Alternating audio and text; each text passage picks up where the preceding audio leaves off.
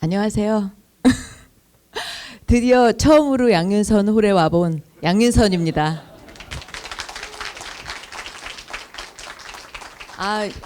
제가 아까 학장님한테도 말씀드렸는데 제가 오늘 처음으로 와보고 깨달았어요.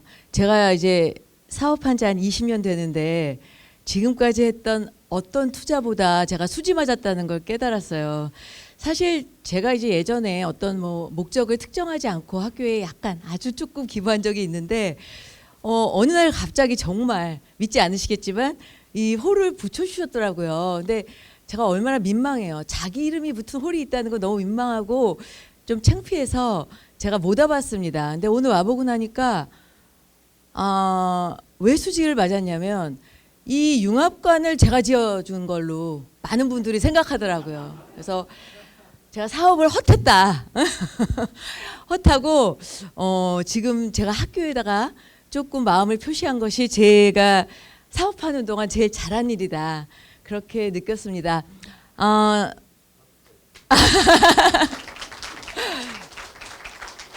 사실 오늘 저는 이제 이게 창업 섹션이다 그래서 이제 제가 했던 그냥 경험하고 거기서 느꼈던 일을 이제 후배님들한테 잠깐 말씀드리려고 했는데 참 민망하게도 이렇게 선배님이 또 많이 계시는 거예요. 그러면 안 되는데 잊어주세요 옆에는.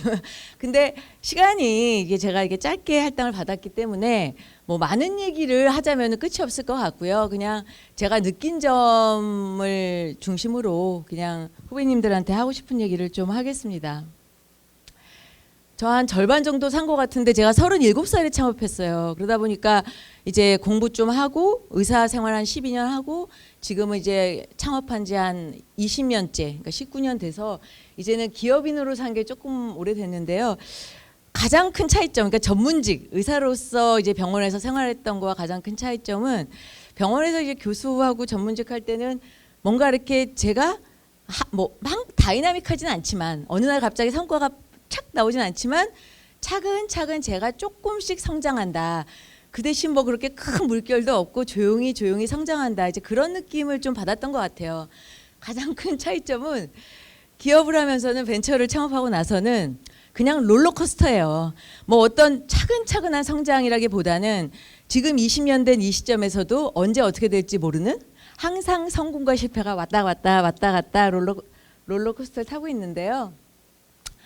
그래서 이제 결국 뭐 그냥 20년 사는 끝없는 위기였고 그때마다 끝없는 이제 변신을 해가면서 지금까지 살아남고 있는데 이게 그러면은 끝없는 위기 그러면은 이제 여기 후배님들도 계신데 야, 저 사업하면은 뭐 저거 엄청 어려운가 보다, 저거 힘든가 보다 이렇게 생각하실지 모르는데 꼭 그런 것만은 아니더라고요. 왜냐하면은 그 위기라는 것도 너무 평탄하게 살면은 어떤 작은 위기가 올 때 어머나 깜짝이야 하고 겁을 낼 수가 있는데 굉장히 매번 이렇게 끝없는 위기면 사람이 굉장히 적응력이 있어서 그냥 익숙해지더라고요. 그래서 굉장히 인생에 내가 강해졌다 뭐 그런 느낌을 좀 받았습니다. 제가 존경하는 또 평소에 조언을 많이 구하는 그 삼성전자의 권오현 회장님께서 작년에 초격차라는 책을 쓰셨는데 그분도 이제 공학자거든요. 공학 박사에서 이제 그거 했는데 연구개발은 이성의 영역이고 그 책에 경영은 인간 자체를 이해하는 감성의 영역이다.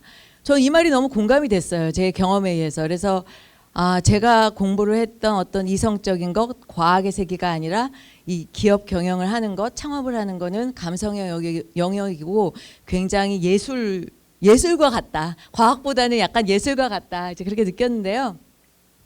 처음에는 막 선전하느라고 막 조선일보에서 막 제가 줄기세포로 막 신천지를 열었다고도 막 써주셨어요.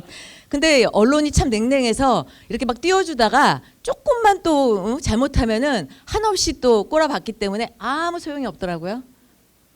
저는 사실 실제 제가 간단히 그냥 줄기세포에 좋은 소스인 그 애기 탯줄 혈액을 보관한 그 탯줄 혈액 안에 줄기세포를 보관하는 비즈니스를 하고 있고요. 또 그거를 원료로 여러 가지 그 난치병에 대해서 치료제를 개발하는 일을 하고 있고 또 줄기세포를 키우다 보니까 그 배양액이 굉장히 피부에 좋다는 걸 알아서 또 화장품 사업 회사도 갖고 있고요. 또 건강식품 사업 회사도 갖고 있고 이런 비즈니스를 이제 해왔는데요. 사실 뭐 제가 처음부터 이런 의료의 새로운 패러다임을 이 두 가지를 많이 말씀을 하시는데 지금까지의 집단의학 어떤 통계적인 거에 맞춰서 모든 환자들한테 집단적으로 똑같이 치료를 하는 이런 집단의학에서 뭐 유전체라든지 빅데이터를 이용해 가지고 환자 개별로 치료하는 이 정밀 의료와 또 지금까지는 이제 뭐 손상된 거를 없애고 째고 나머지 것 가지고 이제 환자를 버티도록 했는데 이제 더 수명을 연장하려면은 뭔가 망가진 거를 재생하지 않으면 안 되는 이제 그런 시대가 온 거죠. 그래서 이 두 개가 이제 큰 패러다임이라 그랬는데 근데 저는 그런 면에서 보면은 지금 이런 얘기를 하지만 이런 거 하나도 몰랐어요. 제가 창업할 때는. 그렇기 때문에 예견된 게 아니라 그냥 이런 패러다임에 있다고 하니까 저는 굉장히 운이 좋았던 것 같은데요. 뭐 줄기세포에 대해서는 많이 들어보셨으니까 생략을 하고요. 여러 가지 이제 얻을 수 있는 소스가 있는데 우리나라는 뭐 여러 가지 사건 사고에 의해서 배아줄기세포는 연구하기가 쉽지가 않기 때문에 저는 이제 성체줄기세포 중에서도 애기 탯줄혈액 줄기세포의 연구에 이제 집중을 하게 됐죠. 애들은 정말 여기 계시는 모든 분들의 줄기세포보다는 훨씬 어린 줄기세포도 에이징이 되기 때문에 가장 좋은 줄기세포를 가지고 있는데 그거를 가족 단위로 평생토록 보관하는 그런 비즈니스 서비스업도 저희가 하고 있어요. 처음에 이제 제가 병원에 있을 때는 골수기증자가 없는 환자들을 위해서 제대혈을 보관해야 되겠다. 미국에서도 그런 걸 하니까 이렇게 단순하게 병원에서 시작했다가 어떤 개개의 병원에서 하는 게 쉽지가 않더라고요. 그래서 사업을 하게 됐는데 처음에 시작할 땐 그냥 거기에 있는 여러 가지 세포들, 단핵 세포층을 갖다 얼렸다가 그냥 이식을 해주는 일을 위해서 그냥 서비스업. 어떤 분들은 어떤 기자분들이 많이 그렇게 쓰셨어요. 그 줄기세포를 보관하는 거 그 냉동 보관업 아니에요? 이렇게. 그래서 굉장히 하이텍이 아니라 그 저장 창고 같은 그런 서비스업을 한다고 그렇게 말씀을 하셨는데 그건 아니고요. 근데 이제 점점점 저한테 좋은 기회가 온 거는 그 안에 들어있는 여러 가지 그 줄기세포들이 어떤 우리가 지금까지 고치지 못하는 여러 병에 쓸 수 있도록 원료가 될 수 있다는 걸 이제 알고 나서 이제 그때부터 많은 희망을 걸게 되었고요. 지금도 줄기세포는 의료 시술로 쓰일 수도 있고 의약품으로 개발해야 될 때도 있는데요. 두 가지 트랙이 있는데 세포를 그냥 그 생체에서 분리한 다음에 별로 건드리지 않으면 냉동, 해동 뭐 그냥 분리 정도만 하면 의료 시술로 선생님들이 다 쓰실 수가 있어요. 병원에서. 뭐 일부는 신의료 기술을 받아야 되겠지만 근데 대부분은 이 줄기세포 자체만으로는 충분한 효과를 낼 수 없는 경우가 많기 때문에 뭔가를 엔지니어링하고 거기다 기술을 얹어야 돼요. 그렇게 되면 이제 의약품으로 제도상 돼 있기 때문에 이제 저희 회사는 냉동 창고업에서 이제 제약사로 변신을 하게 됐죠. 근데 일단 저희는 이제 가족제대은행, 기증제대은행 해가지고 한 그러니까 26만에 가까운 패밀리의 이제 제대혈을 보관하고 있는데 이게 한 전 세계에 뭐 수백 개의 제대은행이 있지만 저희가 한 9위 정도 규모로 보면은 지금 9위 정도 되고 뭐 위에는 여러 가지 뭐 미국이나 중국이 많죠. 근데 이제 저는 의약품을 개발하는데 더 이제 미치기 시작했죠. 근데 저는 연구 개발 자체에는 관심이 별로 없어요. 그게 제 본연의 네이처이기 때문에 꽂히게 됐다는 건 그냥 연구를 열심히 했다기보다는 이게 어떤 약을 개발하고 어떤 환자들을 낫게 하는데 가능하다는 걸 알고 나니까 엔돌핀이 확확 솟는 그런 것들을 많이 개발을 했는데요. 이제 발견을 했는데 의약품으로 된 다음에 제가 사실 병원에 있을 때는 제약사가 다 개발한 약을 쓰잖아요. 그러니까 이 약이 얼마나 힘들게 나온 거를 제가 몰랐었죠. 뭐 타박만 했었는데 실제로 직접 개발하려고 보니까 어떤 약이 의약품이면 이제 이렇게 오랜 기간 한 10년 이상의 이제 그 과정을 거쳐야 되더라고요. 그럼에도 불구하고 우리나라 줄기세포 의약품은 전 세계 7, 8개밖에 품목 허가가 안 난 중에 4개가 났기 때문에 2위라고도 했어요. 근데 최근에 이거 깨졌어요. 중국이 엄청나게 차고 올라오면서 사실 우리나라가 지금 뭐 유전체니 줄기세포 이런 쪽에 많이 순위가 내려가고 있네요. 안타까운데요. 하여튼 전 세계적으로 품목 허가가 난 줄기세포 의약품 중에 하나는 저희 건데요. 이게 무릎 그 퇴행성 관절염에 인공관절하기 전 단계에 별로 할 게 없었잖아요. 거기를 째고 저희 이 치료제를 카티스템이라고 하는 애인데 이걸 넣으면 이렇게 예쁘게 재생이 되는 제품이고요. 이게 동영상이라서. 근데 좀 젊은 분들이 많아가지고 히딩크 감독을 아세요? 저희 때는 꽤 그래도 핫했는데 나중에는 이제 무릎이 너무 망가져가지고 그 휠체어 타고 다니셨거든요. 근데 지금은 스쿼시도 하고 골프도 하고 축구 감독도 다시 하시고 무릎이 완전히 재생됐어요. 연골이. 그래서 하여튼 엄청 저를 예뻐하시고 한국에 오실 때마다 저희 회사를 찾아서 저한테 막 엘리자베스가 애인인데 애인이 있는데도 불구하고 저한테 막 뽀뽀해 주시고 그렇게 열광하고 계십니다. 이제 이런 사업을 하고 있는데 뭐 이런 사업의 내용은 저희 뭐 홈페이지나 기사에도 많이 있어요. 제가 배운 거는 지금 여러분들께서 뭔가 하시고자 할 때 이게 이제 마지막이다. 아니면 여러분들이 의대를 선택해서 야, 나 의대 선택했으니까 의대 들어왔으니까 내 인생에 할 가장 중요한 일은 다 했어.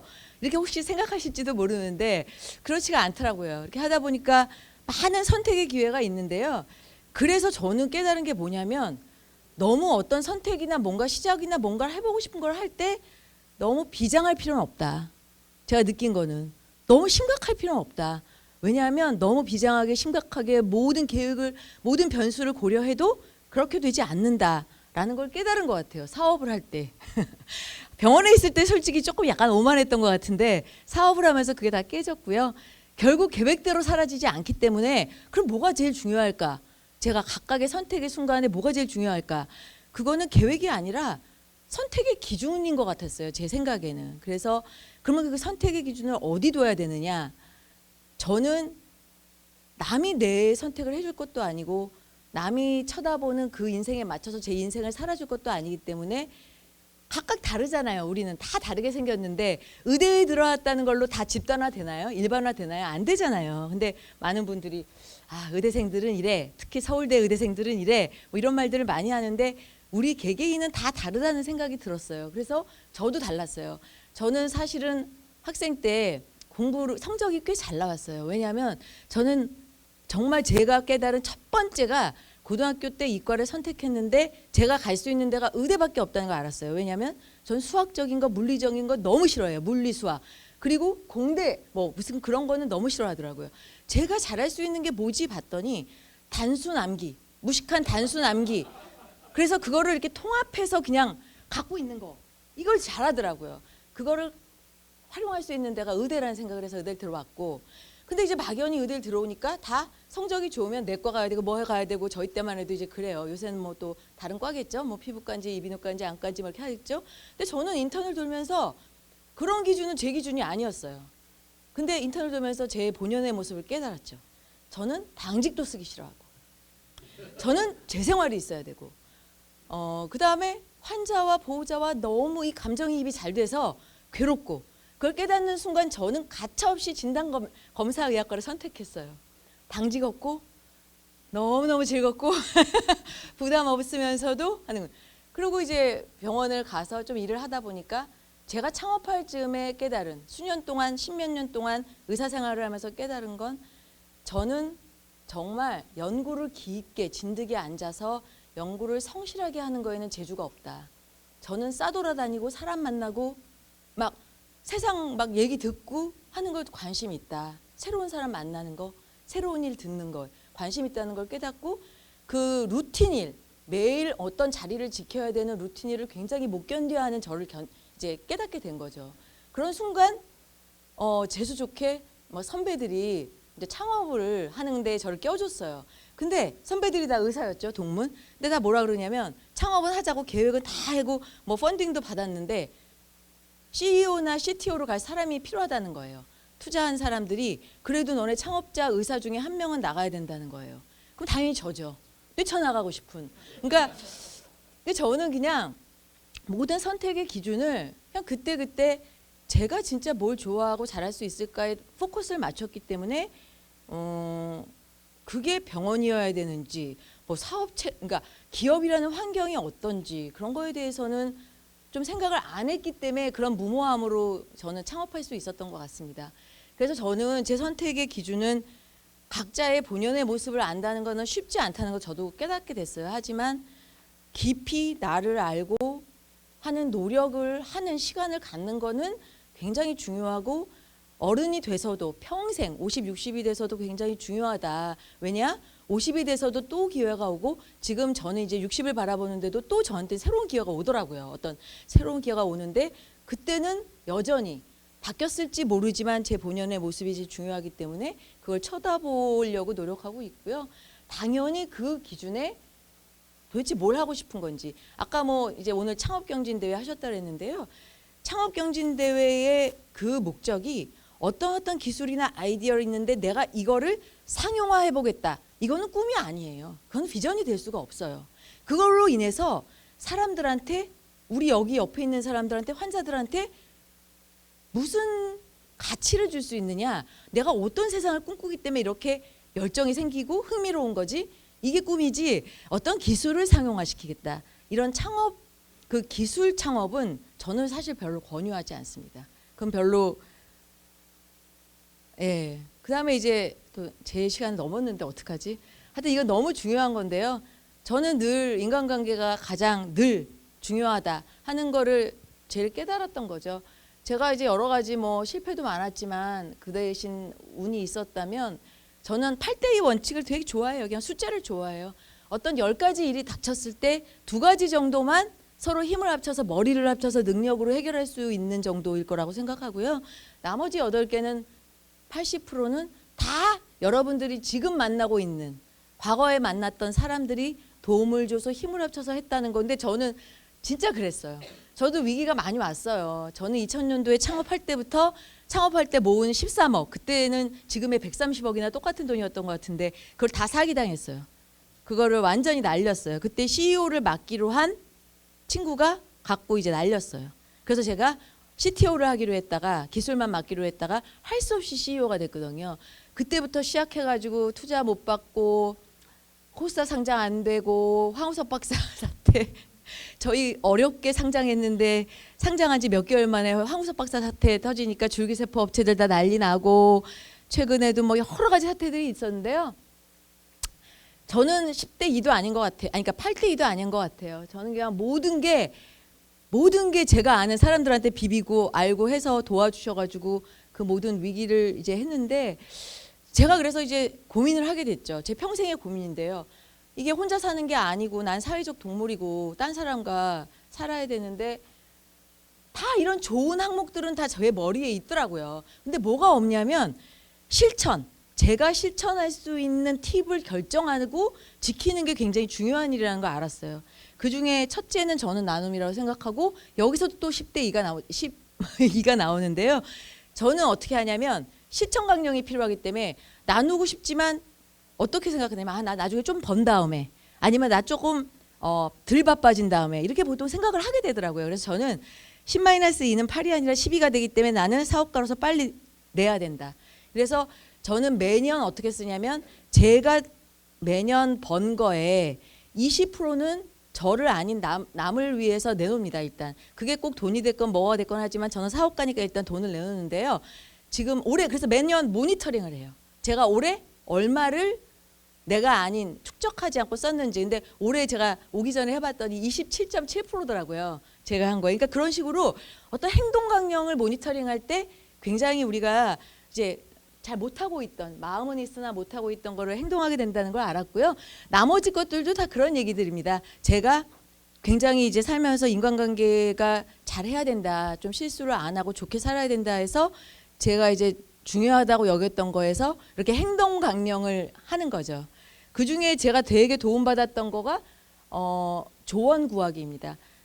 MD로서 창업을 하게 되면 아무것도 모릅니다. 아까 기술은 아무것도 아니라고 제가 말씀드렸잖아요. 그러면 조언을 구해야 돼요. 그런데 그냥 묻기 미안해서 아니면 용기가 안 나서 아니면 게을러서 오만해서 많은 가지 이유로 조언을 못 구하면은 안 돼서 저는 조언 구하기를 굉장히 적극적으로 활용하는 편이고요. 뭐 다 아시다시피 인간관계 좋은 게 뭔데 이렇게 말하지만 인간관계에 대해서 가장 젊은 분들이 저기 착각하고 있는 게 하나 있더라고요. 대화를 나누다 보면 외향적이고 굉장히 활발한 사람이 인간관계가 좋을 거라고도 많이 생각하는데 그런 건 아니고요. 그냥 이렇게 사람하고 잘 지내기 위해서 서로 도와주고 싶고 도움을 받기 위해서 하는 거는 외향적이냐 내향적이냐의 성격하고는 조금 다른 차원인 것 같아서 노력하면 좀 좋아지지 않을까 이런 거를 제가 느꼈던 것 같아서 꼭 후배님들하고 공유하고 싶었고요. 그래서 이제 마지막인데요. 저는 이런 레슨을 통해서 창업에 도전하려면 오늘은 이제 창업 세션이니까 첫 번째 내 기술을 야, 이 기술 괜찮지 않아? 이 아이디어 괜찮지 않아? 이거를 상용화해 보면 되지 않겠어? 이런 창업은 저는 권유하지 않습니다. 만약에 거기까지만 생각했다면 다른 회사에 넘기세요. 좋은 값에 넘기고 로열티 받으세요. 그게 제일 좋을 것 같고요. 그냥 내가 내 본연의 모습을 생각할 때 직접 어떤 꿈을 꾸는데 이거는 내가 가서 직접 해야 되겠다 하는 어떤 비전이 있어야 되는데요. 그려지는 꿈, 상상력 그런 게 세워졌을 때 창업을 하기를 저는 권유하고 싶고요. 두 번째는 베스트 팀 만들기입니다. 이거는 또 MD는 아무것도 몰라요. 저희 배워서 아무것도 모르기 때문에 근데 경영은 과학이 아니라 아트라고 말씀드렸잖아요. 그렇기 때문에 참 많은 분야가 필요한데 거기서의 베스트 팀을 꾸리는 게 가장 성공할 수 있는 창업에서는 성공할 수 있는 일이라는 걸 저는 깨달았고요.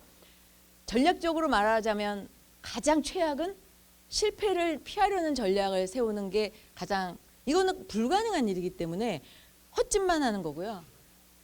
가장 좋은 전략은 실패는 너무 당연한데 그 실패를 자산화 회사에서는 이 자산화할 수가 있잖아요. 실패를 실패로 끝내지 않고 그게 가장 좋은 전략이라서 제가 여러분들께 창업과 관련해서 드릴 수 있는 팁은 이 마지막 장이 요약입니다. 감사합니다.